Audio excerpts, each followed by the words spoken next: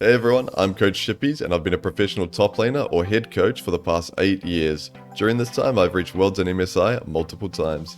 Now I'm a full-time coach with a ton of passion towards helping players unlock their potential and climb to their dream rank. How's it going everyone? Today we are back with game 2, this time Zeus on the GWEN. Now GWEN is one of the best scaling tops in the entire game, so the fact that Zeus was able to gain such a massive advantage on the champ was extremely impressive, and we're going to be reviewing how exactly he did so. Now, yet again, we're going to be starting off with the laning phase, and something you should note before it begins is that Gwen vs Aatrox is actually a skill matchup, where in the previous game, it is a Yone favored lane, but in this one, even though it is a skilly, he still gains a massive advantage on the pick, which is a huge reason why I really like T1's preparation heading into this BO5, because even though Zeus was counterpicking, it's counterpicking on champs that scale extremely well into the game, so if you're able to gain an advantage on a champion like Gwen or Yone, and you outscale your opponent, the advantage is going to mean a lot more than if you're countering with a champ like Renekton, for example. Even if you got a 30 CS lead, it wouldn't translate as well into the later parts of the game. And if you're curious on what runes Zeus took, it's pretty standard. He had Presence of Mind, Alacrity, Last Stand, and I'll put them on the screen there, down the bottom. And as for his secondary rune, Second Wind and Overgrowth, where if you're playing solo queue, you'd probably look to run Demolish, but if you're up against TheShy in a World Final, you're probably not going to be blowing up his tower in front of him, so Overgrowth is a safer choice. And the way he wants to be playing out this lane is playing around the Q cooldowns of both champs, right? He wants to be proccing his Q on Aatrox, and then when his Q is on cooldown, he's going to be respecting Aatrox's Q. So pretty standard. So I'll speed up a little bit, the early lane, nothing out of the ordinary, and something you will notice later on is that Zeus goes for 2 points in Q, where normally you would go W in some matchups. Because Aatrox has such a weak level 1 Q, you don't really want to be pulling a whole point in W just to block that spell, where the extra point in Q, the extra damage you're going to gain is going to mean a lot more. And he's also opting for the 3-wave crash because Zeus is one of the best players I've seen at poking your opponent under tower on a melee champion. Where I'll slow it down for the timing, where now that he's got a big wave, he's got a lot of freedom to walk up like this, and you'll notice he'll pop his Q and dash away from tower with perfect timing, right? So he's not going to be taking any tower shots, and the way you want to be doing that, if you're trying to replicate it, is just as the tower shoots its shot at a minion, you want to be hitting your opponent, so that the cooldown of the tower's auto attack is, still on cooldown, he's still reloading, while you're already escaping the tower range.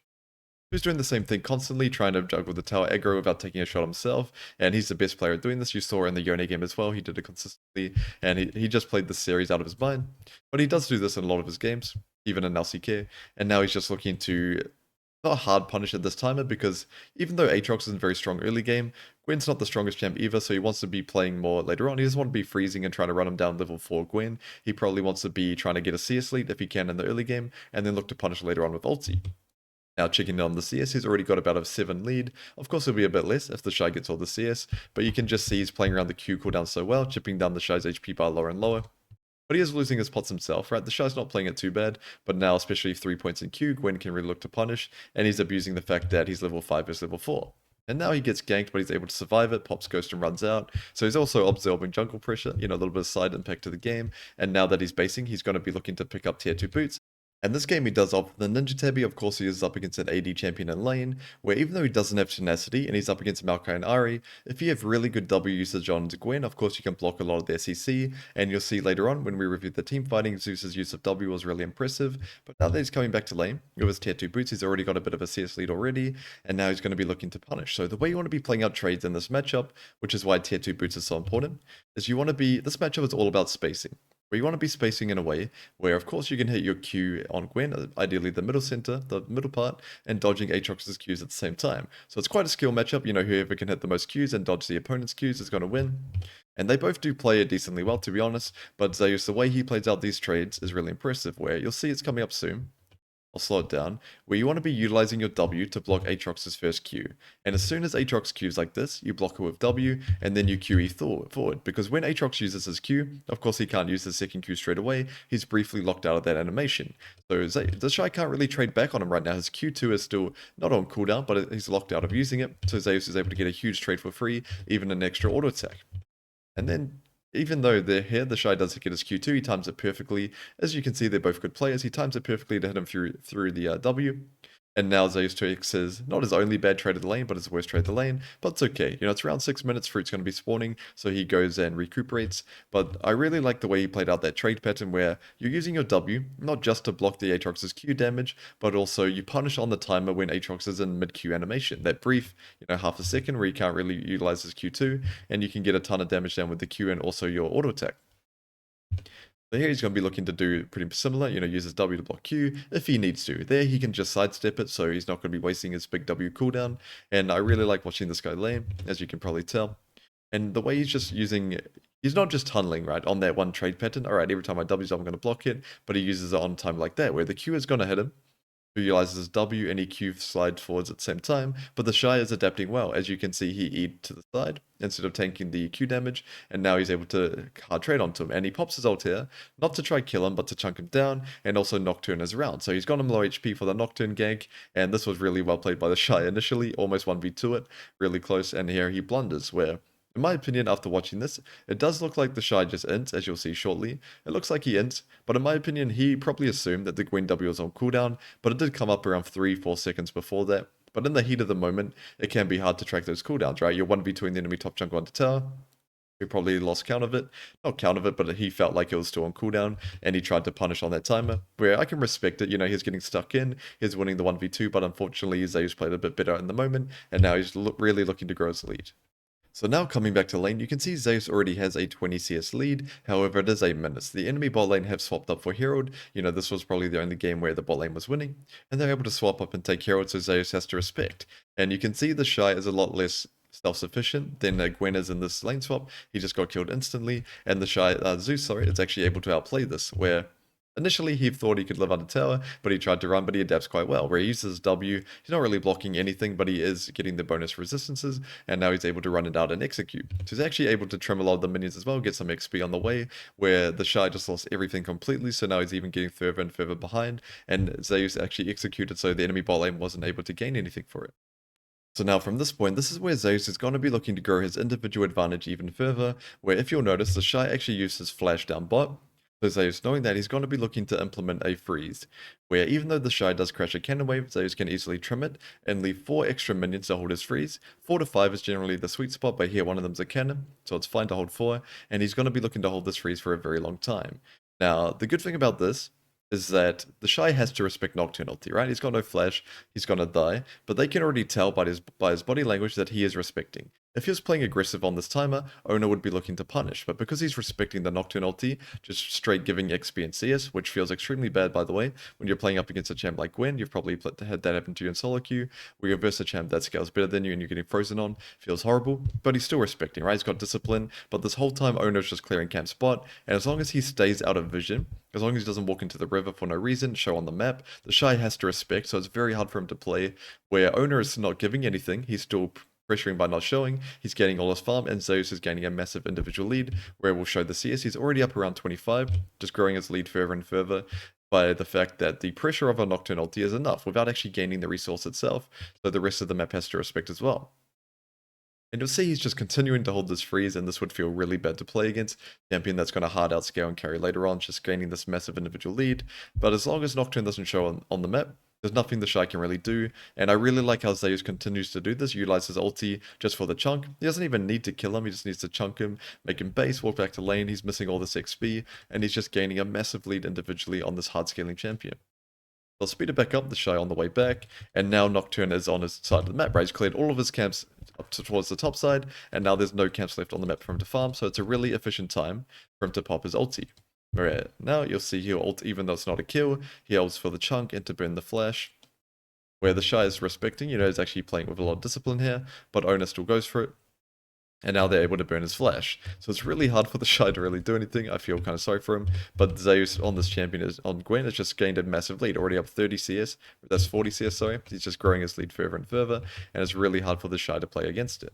So now that it's hit 14 minutes in the game, we're about to enter the mid-game like we talked about in the Yone game, so Zeus wants to be playing on the opposite side of the next objective, where if you're the strongest side laning champ, that's where you want to be, and the next objective is Herald, but you'll see a fight breaks out pretty soon, so he does have to TP in. Now, something that's impressive with his team fighting, and even though it wasn't as important in this fight, That's still a good concept to learn, where he utilizes his W extremely well, where it can be very tempting when playing Gwen to use your W on the first sign of a major CC spell, where I see a lot of Gwens, as soon as they see the Maokai come out, they block with W, but here Zeus holds it for a better time. He tanks his CC because no one else on the team can follow it up, and then he utilizes his W at a time where he can be hitting the enemy champions, right? So now he's doing a lot of damage to the enemy team while he's in his W, so there's nothing they can do in response. And something else that's impressive is that the second this fight is done, he doesn't waste any time. He's not walking in here hitting the blue, he's not chasing kills. The second it's done, he returns back to side, which is shows a really good understanding of discipline, because his main job, he has to play really selfishly, right? Because Gwen doesn't really offer anything to help your team. You don't really have any CC, you're not really frontline, so you want to be playing extremely selfishly. Now, for this next sequence, I wanted to review it for the people that are interested in the macro, where normally Zeus would be wanting to go top, right? Like we talked about, the next objective is Dragon, send your strongest side lane champion on the opposite side to create pressure. However, you'll notice he actually pivots away. He's initially going top, that's his default, but he actually pivots, and most likely Faker did call this, he's the main shot caller. However, I really like their adaptation, because here, if you were playing with a champion like Syndra or Orianna mid, you would really want them to be bot, and you're playing to Dragon, you know, they can control the vision. If someone walks in, they'll get poked down, and you can keep them safe. Where if you send a champion like Syndra top, the enemy team could easily give this Dragon and just dive and kill her. But because they're playing with a Silas, he's very self-sufficient. He's a very strong champion by his own right in side lane, so they're actually able to send him top. And I thought that was a really good adaptation because he's got TP as well, so if they were to take a dragon fight, he'd be there, and then instead of having to protect, you know, the immobile mage, they can leave this guy by himself and put more resources into their already strong Gwen.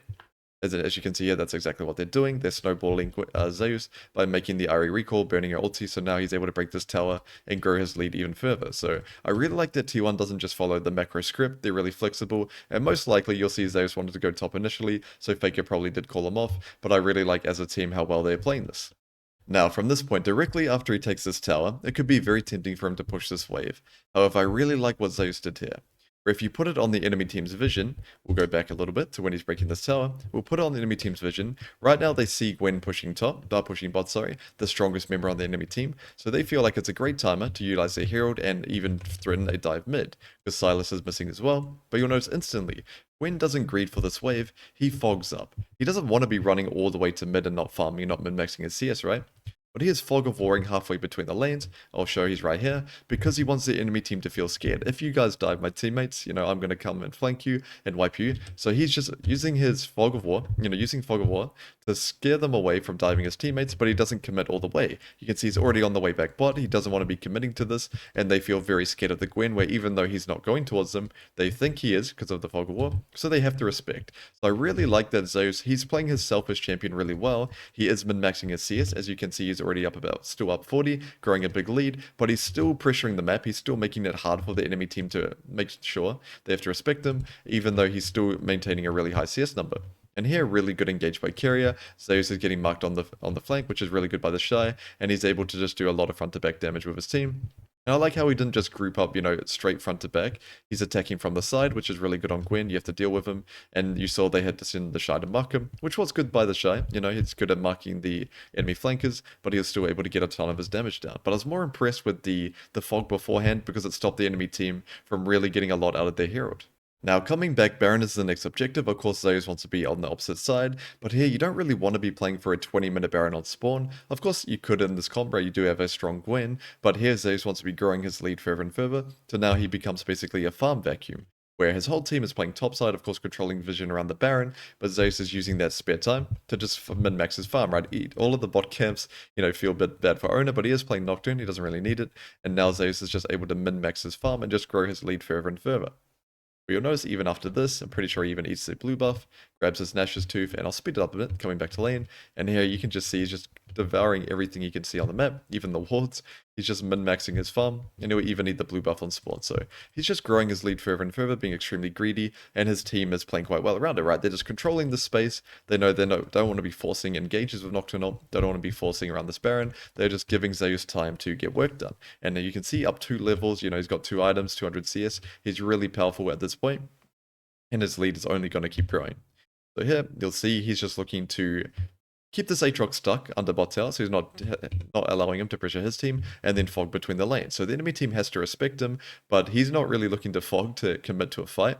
He's looking to fog to eat camps, right? He's got the Gromp, he's got the Crab. He's literally devoured everything in this bot quadrant, and now he's just looking to keep pressuring.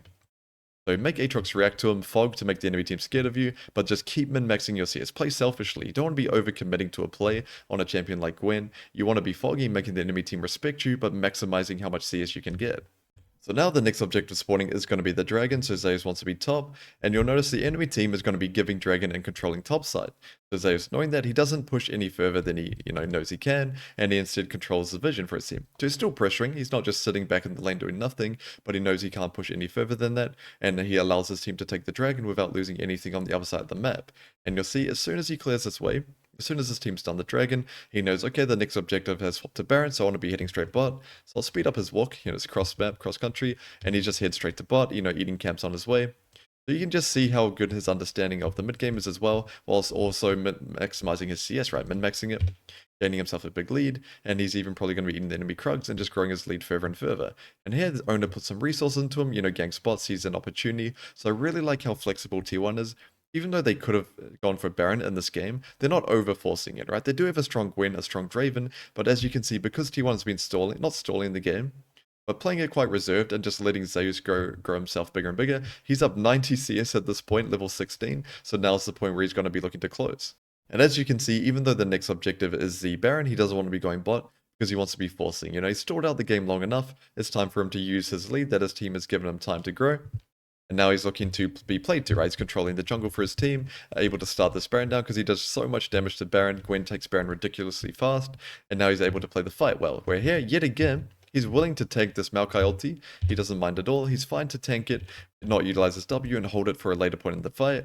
Where here you'll see, if he didn't have his W, I'm not saying he would have died, right? He's extremely strong, level 16 GWEN, but it could have gone a lot differently where this whole time they're unable to hit any CC on him, so he's able to get as much damage as possible. And you can see he even got chunked a lot, so maybe if he had a bad usage of W, there's a chance he could have died. But for the most part, I'm just impressed with how well he's using it. He's not scared when he sees a charm or a Maokai ulti or anything like that. He knows he doesn't have to utilize his W at a time where if he gets hit by the CC, he's not going to take that much damage in response. I'll speed up the Baron macro. Initially, they do play 3 lanes, which is a bit risky. However, you do see he's playing quite safe. He knows 3 lanes is risky, and the enemy team could be collapsing on him.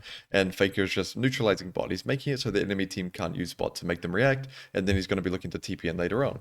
And if you're curious what Zeus built, normally you do go def cap 3rd on GWEN, but he did opt for Cosmic Drive, which is just a cheap item, right? It's easy to buy a Fiendish Codex over a needlessly large, a lot cheaper, and this item is only 3k gold. So he probably bought it just for a cheap power spike. But normally you do want to be looking to get rebs if you can.